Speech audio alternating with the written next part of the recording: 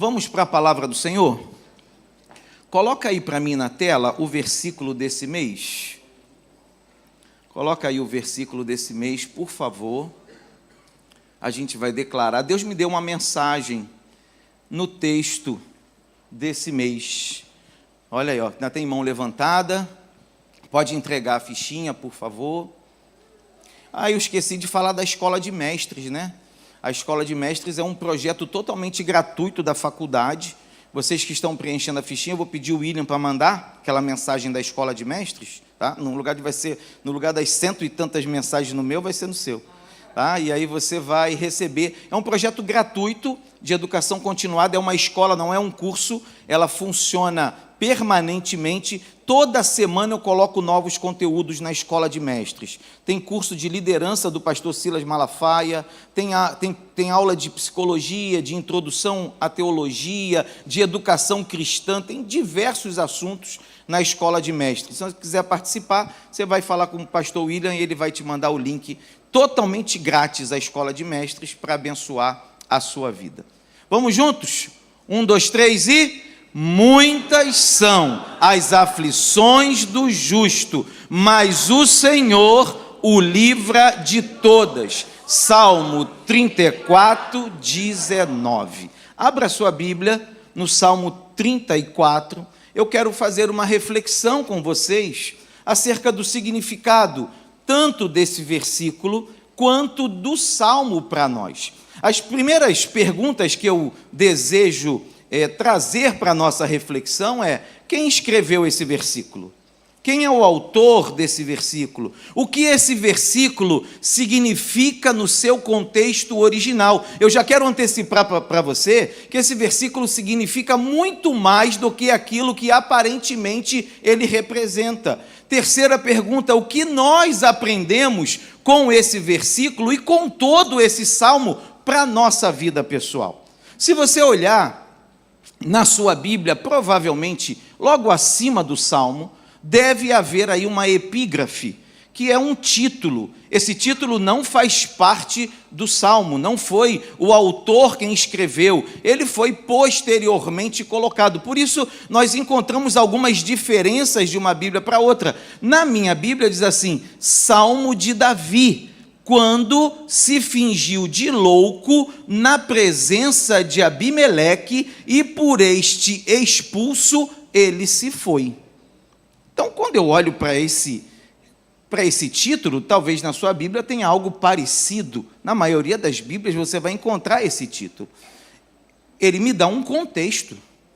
Quando foi que Davi escreveu? Por que foi que Davi escreveu o Salmo 34, no qual está inserido o versículo que nós acabamos de declamar?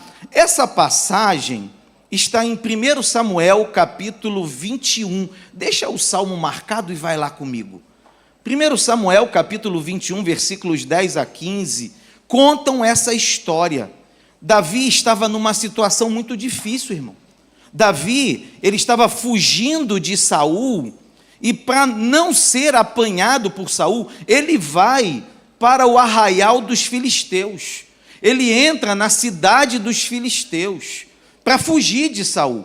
Todo mundo conhece a história de Davi e sabe que Saul perseguiu implacavelmente Davi por conta de ciúme, de inveja e com certeza também porque dele já havia se afastado o Espírito do Senhor. E eu já quero te dar uma aplicação: ninguém que tem o Espírito do Senhor anda em inveja e em ciúme, porque o amor de Deus enche o nosso coração e nós conseguimos reconhecer a obra de Deus na vida de cada um individualmente. Mas Davi, fugindo de Saul, se encontra nessa situação sem saber o que fazer. E o versículo 10, você já deve ter achado, diz: então Davi, fugindo de Saul, foi procurar Aquis, o governador da cidade de Gate. As autoridades da cidade disseram a Aquis: não há dúvida de que este é Davi, o rei da terra de Israel. A respeito dele, as mulheres cantavam enquanto dançavam: Saul matou 1000, mas Davi matou 10.000. Então Davi se assustou com as palavras deles e ficou com muito medo do rei. Então, na frente de todos, ele fez de conta que estava louco. Quando tentaram segurá-lo, ele começou a agir como um doido, rabiscava os portões da cidade e deixava escorrer saliva pela barba. Começou a babar, irmão.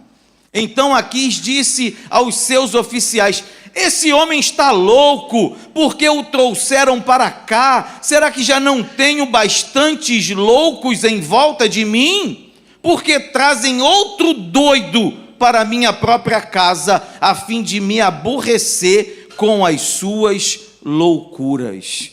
Eu já quero dizer para você uma coisa: Deus transforma loucura em livramento.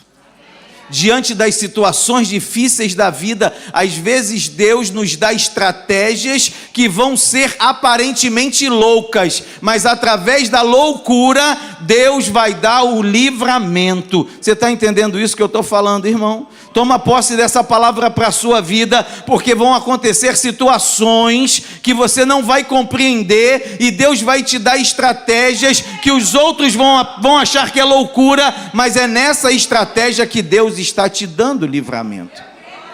O nosso Deus transforma loucuras em livramento. O nosso Deus é aquele que pega as coisas loucas deste mundo e coloca como sábias. Toma conhecimento dessa palavra para a sua vida. E a partir dessa experiência, Davi então escreve o Salmo de número 34. Entenda que Davi estava numa situação de desespero. Sabe aquelas situações que a gente já não sabe mais o que fazer? Aquela situação em que você vê o inimigo, eu vou morrer, eu não tenho saída, eu não tenho o que fazer. E aí, no meio daquela situação difícil, complicada, Deus vem e te dá uma estratégia. E aquela estratégia, ela é o teu livramento, ela é o teu socorro, ela é a tua saída. Foi isso que aconteceu com Davi, e por isso nasce no coração dele algo muito especial. Davi, a partir dessa situação, a partir dessa vivência, a partir daquilo que ele vivenciou com Deus, nasce no coração de Davi uma expressão de louvor e de adoração. O Salmo 34, ele começa com adoração. Volta para ele, para mim, por favor. Olha o que diz o Salmo: bendirei ao Senhor em todo o tempo, o seu louvor estará continuamente, sempre nos meus lábios. A minha alegria se gloriará no Senhor. Ouçam os humildes e se alegrem, engrandeçam ao Senhor comigo, juntos exaltemos o seu nome. Quem pode adorar o Senhor nessa manhã? Quem entende isso? Quem já teve algum livramento da parte de Deus? Quem já Deus socorreu num momento de angústia, num momento de desespero? Deus é o nosso refúgio e fortaleza, socorro bem presente na angústia, pelo que não temeremos. A Ele a glória, a Ele o louvor, a Ele a adoração, porque Ele é o Deus que nos ajuda nos momentos de aflição. Eu aprendo com o Salmo 34 que tudo começa na adoração. Eu preciso ter um coração de adorador.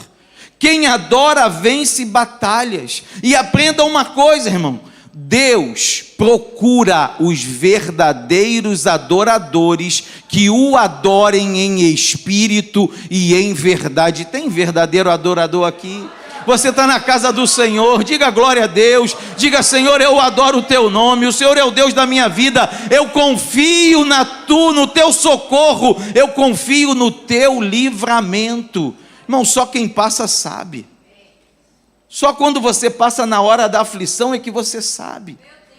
Tem gente que conhece Deus só pela teoria, mas o nosso Deus não é teoria não, o nosso Deus é prática. O nosso Deus é um Deus de relacionamento. Na hora que a gente está no sufoco, Ele não nos abandona não. Na hora que a gente está no desespero, Ele está do nosso lado. quando a gente não vê saída para o problema, Deus coloca na nossa mente, no nosso coração, uma ação, um caminho, uma proposta para nos livrar da mão do inimigo. E é por isso que nós temos que adorar. Eu aprendo também com Davi, olha o versículo 4. Aprenda essa lição com Davi. Busquei ao Senhor, e Ele me respondeu. Livrou-me de todos os meus temores. Os que olham para Ele estão radiantes de alegria. O rosto deles jamais mostrará decepção. Este pobre homem clamou, e o Senhor o ouviu. Ele o libertou de todas as suas tribulações. E o versículo de número 7 diz: o anjo do Senhor acampa ao redor daqueles que o temem e os livra. Ah, irmão, se eu fosse você, eu dava um glória a Deus, eu dava um aplauso para Jesus pela sua palavra. A ti, Senhor, o nosso aplauso, a nossa adoração pela sua palavra. Clame ao Senhor, irmão. Você está na luta, você está na prova, não sai contando para todo mundo não. Dobra o teu joelhinho no seu quarto e fala com Deus, porque o Deus que te ouve no secreto é Ele que te exalta e dá a solução quando você está em público. Tem gente que abre a sua vida, os seus problemas, para quem não pode resolver nada, pelo contrário, só vai ficar ali te criticando. Fala com Deus que te ama, clama ao Senhor, porque Ele vai ouvir o teu clamor. Clama a mim e responder-te-ei e anunciar-te-ei coisas grandes e firmes que não sabes. Oh, aleluia! Esse é o Deus que nós servimos. Eu acho lindo Davi falando: este pobre homem clamou. Quem somos nós? Quem somos nós? Não somos nada. Não somos nada, irmão. Você já parou para pensar? É legal quando você viaja de avião, que você olha assim, tanta luzinha, irmão, tanta luz, tanta gente. Eu sou mais um ali, mais uma formiguinha, no meio daquela multidão de gente. Mas sabe como é que Deus vê? Deus vê cada um individualmente. Deus conhece o nome de cada um que está aqui. Deus conhece as dores de cada um que está aqui. Deus conhece as angústias de cada um que está aqui. Deus conhece os desafios. Deus sabe o que passa na sua mente, no seu coração, suas limitações, suas tristezas, tudo aquilo que você sente. Deus sabe, porque Deus conhece cada um na sua individualidade. Esse pobre homem clamou, e o Senhor o ouviu. Só isso já estava bom. Só isso já estava bom.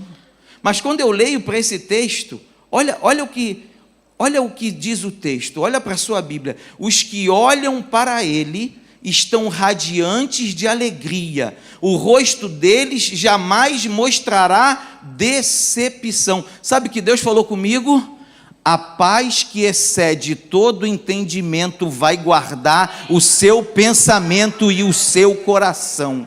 Toda angústia, tristeza, toda decepção, toda depressão está repreendida na autoridade do nome de Jesus. Você vai viver em alegria, em paz, você vai viver em motivação, porque o que a palavra de Deus me ensina aqui é que o Senhor me faz radiante de alegria, e não haverá decepção na vida daqueles que creem em Deus.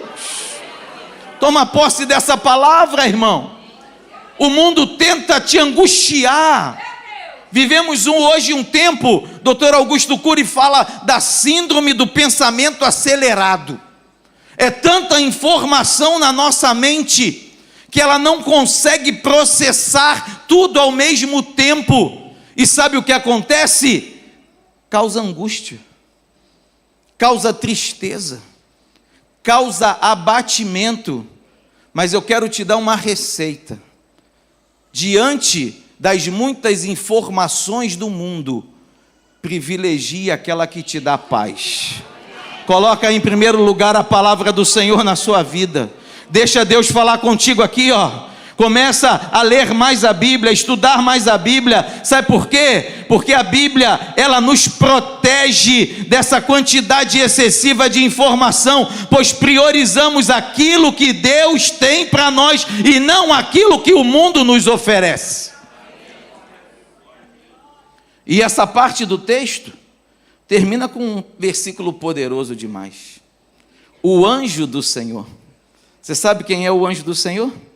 Quem estuda teologia sabe, irmão. É por isso que tem que estudar. Tá? Olha o seminário aí. O pastor Paulo falou, faz o seminário, vem quinta-feira. Vou te dar só uma palhinha. Sabe quem é o anjo do Senhor? O anjo do Senhor é uma teofania. A teofania é a aparição de Cristo no Antigo Testamento em forma humana. Quando Jesus, nosso Senhor, nosso Salvador, o Deus que se fez homem, que deu a sua vida na cruz para nos salvar, aparecia no Antigo Testamento, ele é chamado de o anjo do Senhor. E sabe o que a Bíblia diz sobre ele aqui nesse texto? O anjo do Senhor acampa ao redor dos que o temem e os livra. Ah, você não entendeu não, irmão. O anjo do Senhor acampa ao redor da tua casa. O anjo do Senhor acampa ao redor do teu trabalho. O anjo do Senhor acampa ao redor da tua empresa. O anjo do Senhor acampa ao redor da sua vida e te livra. Oh, aleluia! É o nosso Senhor Jesus que se faz presente conosco. Não sou eu que estou dizendo não, irmão. É a palavra. E ela é eterna. Céus e terra passarão, mas as minhas palavras não passarão. Não sou eu que estou dizendo, é a palavra. E o próprio Deus vela por fazer cumprir a sua palavra.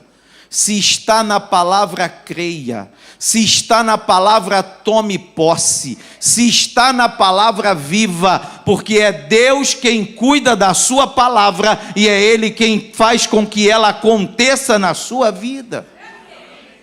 Quando eu olho para esse texto, eu também me lembro de uma passagem que diz que o inimigo, Satanás, o diabo, ele anda ao derredor, buscando a quem possa tragar. Mas eu quero dizer para você, descansa o teu coração, porque enquanto ele anda ao derredor, ao seu redor está o anjo do Senhor. Ele nunca vai te tocar. Ele nunca vai conseguir furar o bloqueio que o anjo do Senhor coloca ao nosso redor. Ele vai lá ficar rodando ao derredor, buscando a quem possa tragar. Mas a minha vida, a sua vida, a minha casa, a sua casa está guardada, porque o anjo do Senhor está ao nosso redor e nos livra de todo ataque de Satanás.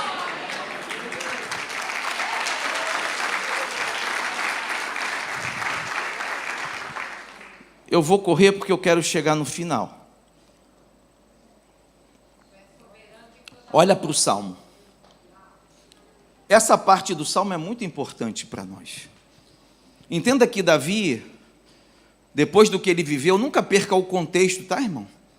Uma aulinha de teologia, de hermenêutica para você. Sempre tenha em mente o contexto enquanto você lê o texto. Porque o texto, sem o contexto, pode ser um pretexto para qualquer coisa. Então, quando estiver lendo, sempre observe o contexto. Eu iniciei minha mensagem com o contexto, explicando o contexto do Salmo, e agora estou explicando o Salmo, mas eu tenho que ter sempre em mente o contexto, para poder compreender o texto naquilo que ele quer dizer. Versículos 8 a 10. Provem e vejam como o Senhor é bom. Bem-aventurado o homem que nele se refugia. Temam ao Senhor, vocês que são os seus santos, pois nada falta aos que o temem. Vou ler de novo. Pois nada falta aos que o temem. Os leões podem até passar necessidade e fome, mas os que buscam o Senhor, de nada têm falta. Ele é Jeová Jiré na sua vida. Ele é o Deus provedor. O animal mais forte da natureza pode passar fome, mas para você não vai faltar nada. O Senhor é o meu pastor e nada me faltará. Recebe a provisão de Deus. Fala com Deus aí, recebe. Senhor, te agradeço, porque nada vai faltar na minha casa. Não vai faltar trabalho, não vai faltar vestimenta, não vai faltar alimento. Toda a provisão de Deus está sobre a sua vida, porque Ele é quem cuida de você. Oh, aleluia! Quando chega na próxima parte do Salmo, versículo 11: venham meus filhos. Essa parte aqui é uma parte muito interessante. Só não é a mais importante. A mais importante está no final. Mas eu quero falar dessa parte. Poderia pular, mas eu quero. Por quê? Quando a gente fala das duas partes que nós já comentamos, a primeira fala de alegria, de proteção, de livramento. Ela fala de estar em Cristo, estar em paz. A segunda fala de provisão. Mas quando chega nessa parte aqui, ela fala de ensino. Ela fala de instrução. E a instrução é muito importante. Porque é importante estar motivado? É claro que sim. Uma pessoa desmotivada, uma pessoa sem ânimo, né? Nosso pastor ensina que o ânimo é o agente ativador do ser. Quem estuda os cursos do pastor Silas sabe as expressões dele, né? Então, a pessoa tem que estar animada. São mensagens que nos animam, que nos colocam para cima. Não é um ânimo baseado em qualquer coisa, é um ânimo baseado na palavra, é um ânimo alicerçado na verdade, tá? Então é um ânimo que você pode se agarrar a ele e seguir em frente. Mas eu vou dizer para você que o ânimo sem instrução, ele fica enfraquecido. A instrução é que alicerça a nossa caminhada. Porque a pessoa pode estar muito animada, mas sem instrução, para onde ela vai? O que ela fará? Que caminho ela vai seguir? O que ela vai fazer? E aqui Davi era rei, Davi era guerreiro, Davi era um poeta. Só essa analogia dos leões com a nossa vida é lindíssima. Mas Davi também era mestre. Davi tinha muitos dons do Senhor. Quando ele chega aqui, olha para o texto, versículo 11. Venham meus filhos, ouçam-me, eu ensinarei a vocês o temor do Senhor. Davi vai nos ensinar. E aí ele pergunta: quem de vocês ama a vida e deseja uma vida longa para ver o bem? Deixa eu fazer essa pergunta para vocês. Quem de vocês quer uma vida abençoada? Quem de vocês quer ter uma vida próspera? Quem de vocês quer ter uma vida feliz? Quem de vocês quer ter uma vida longa? Ver os netos, quem sabe os bisnetos, ver a sua geração crescer. Quem de vocês quer isso? Todos nós queremos, irmãos. Agora, como alcançar? Davi vai te ensinar. Olha para a Bíblia. Primeira mensagem para você: guarde a sua língua do mal e os seus lábios de proferir mentiras. É forte. Dá uma cutucada aí no teu vizinho. Fala para ele, ó, Deus está falando contigo. É forte, irmão. Você quer ter uma vida próspera? Pastor Paulo ontem, quem estava aqui, falou sobre a verdade como fundamento da fé. Depois você olha lá no canal do YouTube, deve estar gravado para quem não veio, tá? Guarde a sua língua do mal e os seus lábios de proferir mentiras. Afaste-se do mal e faça o bem. Busque a paz com perseverança. Olha quantos ensinamentos para nós. Irmão, controla a sua língua. Sabe o que Tiago fala sobre a língua? Olha só o que Tiago fala sobre a língua. Ó. Se alguém não tropeça em palavra, o tal varão é perfeito e poderoso para também refrear todo o corpo. Para você sentir o peso da sua língua, irmão. Enrola ela aí, ó. Quantos dentes Deus deu para segurar a língua, né, irmão? Está falando demais, morde a língua, irmão. Está falando dos outros, morde a língua, irmão. Sabe por quê? Porque quando você mente, quando você murmura, quando você fala mal de alguém, você atrai maldição para a sua vida. E Davi está te ensinando a ter uma vida feliz. Tem gente que acha que isso é bobeira, mas tem um livrinho antigo, bem antigo, Dom Gossett, Há Poder em Suas Palavras. Nunca esqueci esse livrinho. Importância da leitura. A gente tem que aprender a segurar a língua. Se o que você vai falar não edifica ninguém, não fale. Entrega para Deus. Está vendo alguma coisa errada? Está vendo algum problema? Entrega para o Senhor. É Deus quem cuida, é Deus quem dirige, é Deus quem transforma. Quando você começa a falar mal, mentir, quando você começa a murmurar, a sua vida começa a cair. Controle a sua língua, que Davi está falando. O texto continua e diz: os olhos do Senhor estão sobre os justos, e os seus ouvidos estão atentos ao seu grito de socorro. O rosto do Senhor volta-se contra os que praticam o mal, para apagar da terra a memória deles. Os justos clamam, e o Senhor os ouve, e os livra de todas as suas tribulações. E eu gosto desse último aqui, ó. O Senhor está perto dos que têm o coração quebrantado, e salva os de espírito abatido. A um coração quebrantado e contrito não desprezará o Senhor. Meu irmão, que o orgulho, a altivez, a prepotência passem longe de você.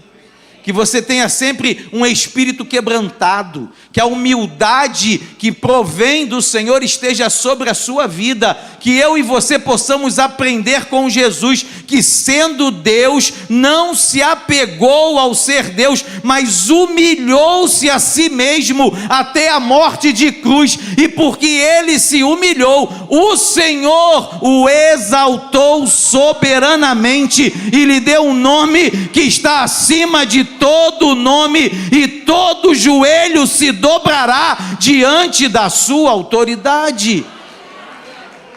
Aprenda isso. Quando você se exalta, Deus te abate, mas quando você se humilha, Deus te exalta. Humilhai-vos, pois, diante da potente mão de Deus, porque no tempo certo, no tempo dele, no kairós de Deus, ele vai te exaltar. Está aprendendo isso, irmão? Para encerrar minha mensagem, vamos para a última parte do Salmo. E eu digo para você que essa é a parte mais importante de todas. Porque quando lemos, muitas são as aflições do justo, mas o Senhor o livra de todas. Quando lemos esse texto, quem é o justo? Quem é o? Para e pensa, vamos lá. Vamos de novo, bota aí o telão aí para mim. Vamos lá, eu quero te fazer refletir. Vamos lá. 1, 2, 3. Vamos lá, 1, 2, 3 e... Muitas são as aflições do justo, mas o Senhor o livra de todas. Quem é esse justo aí? Eu e você. Nós somos esse justo aí. Só que quando Davi escreveu o Salmo, ele não estava falando da gente, não. Nós somos esse justo por tabela. Bateu nele e bateu na gente. Porque se você olhar para o final do Salmo, olha aí na sua Bíblia, muitas são as aflições do justo. Versículo 19, mas o Senhor o livra de todas. Olha na sua Bíblia. Ele protege todos os seus ossos, nenhum deles será quebrado. Se fosse comigo já não deu certo, porque eu já quebrei a perna, já quebrei o braço. Então... Ele está falando de quem aqui, irmão? Ele está falando de quem? Ele está falando de Jesus. Quando você lê João 19, João 19 fala da crucificação. E os romanos tinham uma prática na crucificação. Quando alguém era crucificado, ficava um tempo lá na cruz, para todo mundo ver, para todo mundo ter como exemplo, para todo mundo amaldiçoar, para todo mundo, sabe, enxovalhar quem estava lá na cruz, porque eram ladrões, eram criminosos que eram crucificados. E quando passava um tempo e aquela pessoa não morria, para acelerar a morte, eles iam lá e quebravam as pernas. Quebrando as pernas, morria mais rápido. Só que Davi, além de rei, guerreiro, poeta, mestre, ele também era profeta. E Deus dá uma profecia para Davi aqui. Quando ele diz, muitas são as aflições do justo, ele estava falando de Jesus. Tudo que Jesus padeceu na cruz, tudo que Jesus vivenciou para a nossa salvação. João conta claramente que os soldados foram lá, quebraram as pernas. O texto diz, foram, pois, os soldados e, na verdade, quebraram as pernas ao primeiro e ao outro que com ele fora crucificado. Mas vindo a Jesus e vendo-o já morto, não lhe quebraram as pernas. E o texto termina dizendo, isso aconteceu para que se cumprisse a escritura que diz, nenhum dos seus ossos será quebrado. Eu queria que você entendesse a palavra do Senhor. Ele está falando de Jesus para nós, para que nós soubéssemos que o nosso Deus é o dono do tempo, é o dono da eternidade. Nada acontece na terra sem que antes tenha sido planejado no céu. Todo o processo de salvação já fora planejado antes da fundação do mundo. Tudo já estava definido e se cumpriu exatamente como Deus planejou. Toma posse disso para a sua vida, irmão. A sua vida está nas mãos do Senhor. Nada vai te acontecer sem que Deus tenha planejado. É o Senhor que dirige a sua história. Depois que você entrega o teu caminho ao Senhor e confia nele, é Ele quem faz tudo na sua vida. E o último versículo, para encerrar, talvez seja o de todos o mais importante, porque o último versículo não fala de Jesus, o último versículo fala de nós. O Senhor redime a vida dos seus servos. Agora não está mais no singular, agora está no plural. Ninguém que nele se refugia será condenado. Sabe o que a palavra está dizendo para mim e para você? Existe salvação para nós. Não seremos condenados. A morte de Jesus, tudo que ele passou, todas as aflições que o justo enfrentou, hoje nos garantem a eterna salvação. Deus abençoa a nossa vida na terra, mas nada neste mundo há de se comparar com a glória que está reservada para nós na eternidade. Nada. A salvação de Deus está sobre nós. Essa é a maior alegria, essa é a maior esperança. Hoje, enquanto tomávamos café, meditávamos na palavra do Senhor aqui em cima. Eu, pastor Paulo, pastora Mona, pastor Felipe, e nós olhando para a realidade do nosso tempo, olhando para o cumprimento das profecias da nossa era, chegamos a uma conclusão que você já sabe, mas que precisamos lembrar o tempo todo. Ele está chegando. Jesus está voltando para buscar a sua igreja. Tem alguém que espera Jesus aqui? Tem alguém que tem certeza da sua salvação? Maranata, ora vem, Senhor Jesus. Fala comigo, 1, 2, 3. Maranata, ora vem, Senhor Jesus. Eu vou morar no céu, declara isso. Eu vou morar no céu. A maior esperança do crente não está na terra. A maior esperança do crente está na eternidade com Deus.